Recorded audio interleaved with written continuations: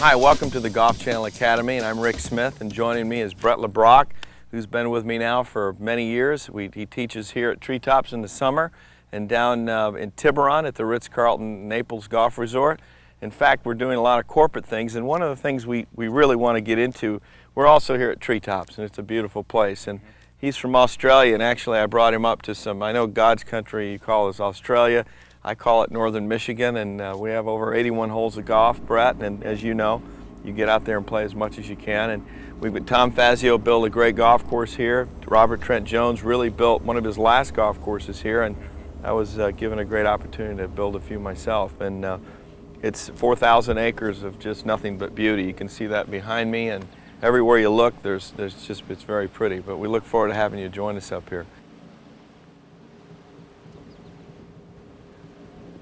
One of the things I really want to get into, Brett, is that everybody talks about the perfection of a golf swing. And I think there's certain things that, as teachers, I think that some of the success we've had is that by keeping the box wide open. We want to stay out of the box. We don't want to get so rigid in our teaching philosophies. And I want to bring out some of the things that I think are very important to you, because you may have some faults, and as you're trying to fix things, you start to fix too many things. And actually, I want to point out a lot of the players that we've seen that have some unorthodox movements, but not even unorthodox. There are some styles that we're going to evaluate, from a Vijay Singh all the way to Tom Watson, and they do some things that sometimes you're not hearing so much about anymore, and I want to clear some of those myths up for you. But come back with us, and I'm looking forward to talking with Brett about all these different things that should pertain to your golf swing that I think you'll find very interesting.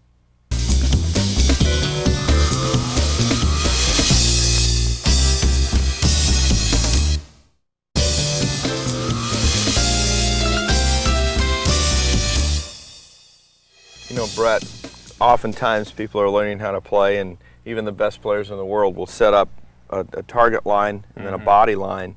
They use this for their aim, they try to get their shoulders square and so forth, but you know, there's some exceptions to the rule, and we see so many people that aim a little bit differently with their body, and yet they make a move that's still great through impact. Yeah, I think what's important is, you know, our students are out there buying golf books, and everything's talking about perfect setups, perfect takeaways, perfect type of swings, and yet, you know, if they go to a golf tournament, you're going to see different players that do aim differently and swing it differently, and they're scratching their head thinking, you know, this isn't in the book that I've just bought. If you want to if we look at alignment first, there's the parallel alignment there, but we've got guys out there that do aim at left that play successfully, and a couple of guys would be Lee Trevino and Tom Lehman. He's kind of played fairly well in his life, hasn't he? Yeah. Lee Trevino would always get himself set up very open to the target with his feet. His shoulder line would stay pretty square, but from here he also strengthened his left-hand grip, and then would always somehow work back to the line this way. So I think the thing that you have to think about is that even though his feet were left, he would always go from inside back along, and then he would really extend and then come back around beautifully, the way that the same person would go from a setup that was dead square. And the point is, Trevino got smart enough to understand that, hey, this is my move. I have a little bit of a move this way. I feel the slot every time, and he just made the adjustments to do it. And if you watch him from face on, a person that gets open to their line does not move off the ball the same way that one person would move from here. Sometimes you see people move behind it. Usually the open setup, we would see somebody stay more on their left side that gives them that time to drop it in and then go into a position. No different, Freddie Couples played very successfully standing over here with his body, but always looking at his target, and his objective was obviously always to hit it here. So he was so flexible in his upper, and with a longer golf swing, it helped him to get open. He even lifted up here and then would go into what we call the late turn that would put him right in the slot. But the point is, he would also extend, and he could hit draws or fades from an open position, which I think is talented. Likewise, like Tom Lehman, he would do similar thoughts. Tom Lehman would aim over to the left every time, even with his shoulder line, and then he would end up going back, and he had a little bit more of a, he's got a little shut club face, but he works and extends to the target, almost holds his shots. You see him kind of punch and hold this way, but he's one of the best iron players on tour. So it doesn't mean if Tom Lehman starts setting up square, and then all of a sudden he'd be hitting some shots that would just be way offline. Exactly. So I mean, he's just found a way to make it work, and I think that's nice to keep it open. Well, let's go to the other extreme. Let's look at the players that do aim right. You know, we've got guys like Rocco Mediate, Sam Snead aimed right. Rocco Mediate is one of the best ball strikers on tour, and he has been for a long time.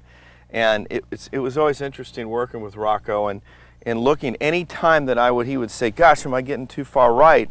The point was, with Rock, here's a guy that hits a beautiful draw.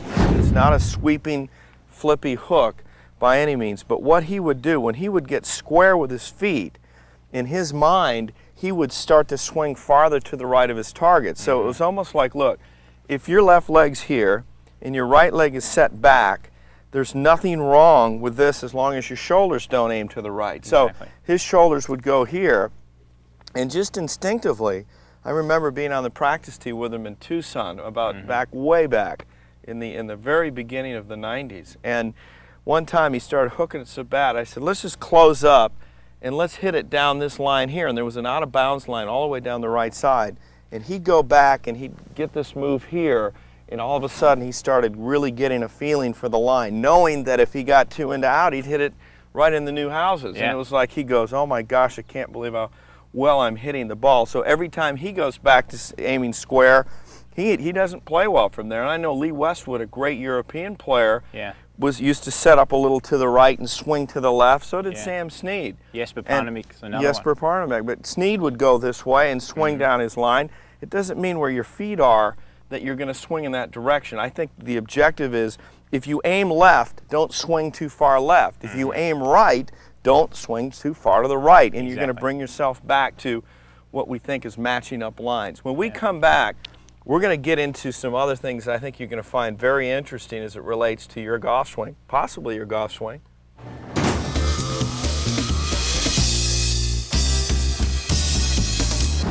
If you're a player that swings long and you're long here and then all of a sudden your body starts racing ahead and leaving the golf club behind, here's a great drill. It's been done many times, but it really works wonders.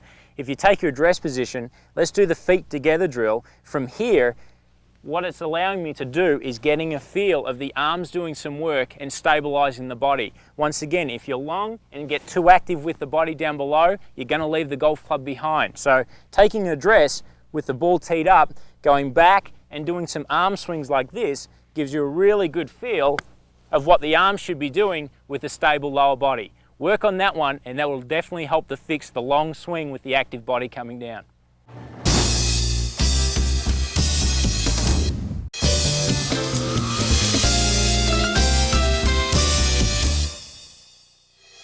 You know, I think one of the most confusing things, and I get this question all the time, Brett, and I'm sure you do. I know walking down the airport and you say, well, what should be your first move down From the downswing, in the golf swing?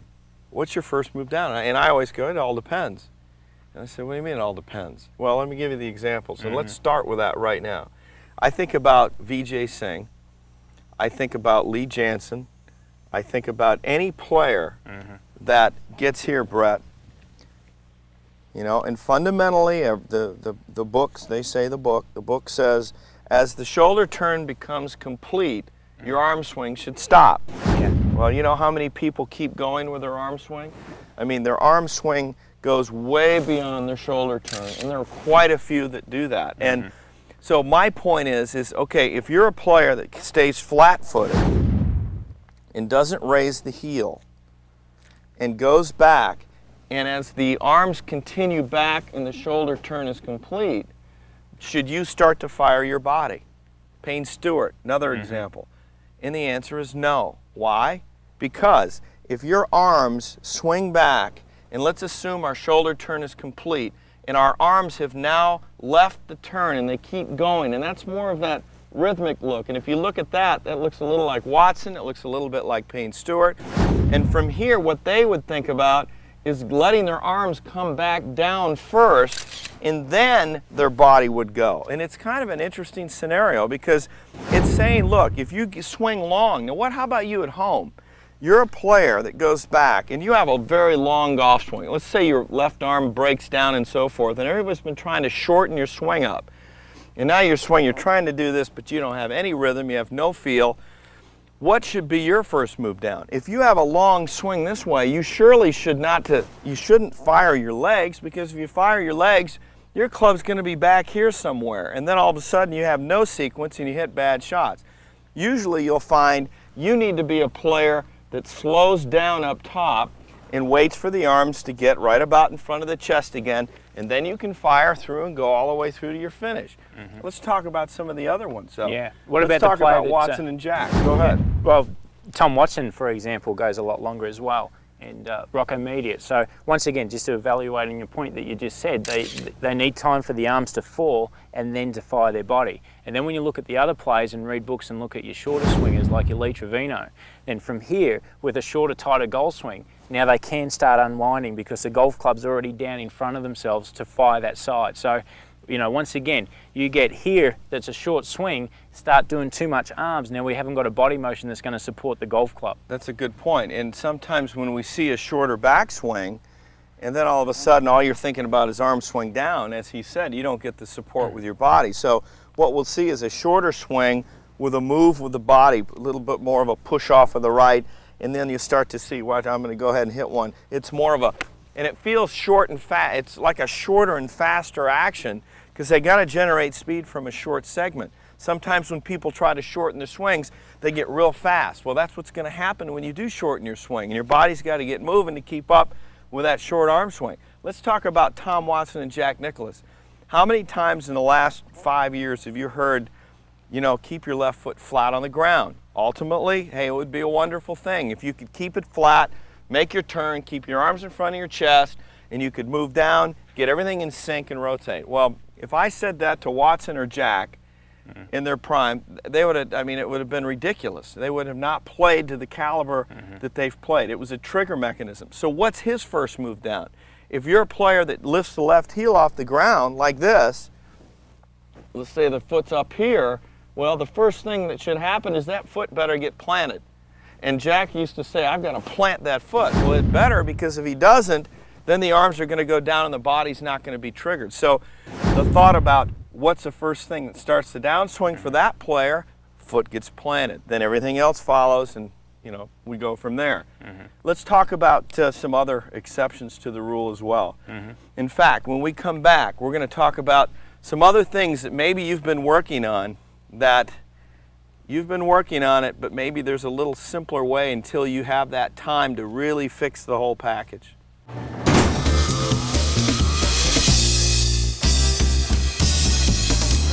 You know, the beauty of the game of golf is that when you look back in the Hall of Fame, you see so many different styles. And I think the biggest challenge that you're going to have as a golfer is establishing and determining who you want to be as a player. I think a lot of times you have to look at your body and your body type and even your personality. If some people move slowly and they walk slowly, well, they're going to maybe be the person that's got a swing that's a lot longer and slower and graceful. I look at Freddie Couples, and I don't see anything fast about Freddie. There's other people I see. Nick Price is a much faster moving person, sits down, chatter, and he's going, and when you look at his golf swing, it matches up and he makes his swing. So it's almost like, what is your personality? What is your body type? And when you're experimenting with different swings, I think it's good for you to do that. I mean, Johnny Miller used to do that all the time. He'd work on different swings just to feel different things, and he learned a lot about the game. I think you can too. I think it's nice to broaden your horizons a bit and say, all right, I'm gonna mimic Vijay Singh right now, or I'm gonna try to be like Lee Trevino, or I'm gonna do this, or I'm gonna do that, and try to pick up some of the visual characteristics from them, but see what's good for you. I know I've mimicked Alan Doyle's swing. It's very hard for me to do. I'm more slender in the arms, and I have a tendency to want to feel the club at the top of my swing, and then I just seem to be that way. I mean, Alan Doyle takes the club to here, and he's won a ton of money. He's played great. And if Alan Doyle were to lengthen his swing, Alan Doyle wouldn't be Alan Doyle. Point is, you got to find out who you are, and I think that's the fun about the game of golf, and you have a lot to look forward to.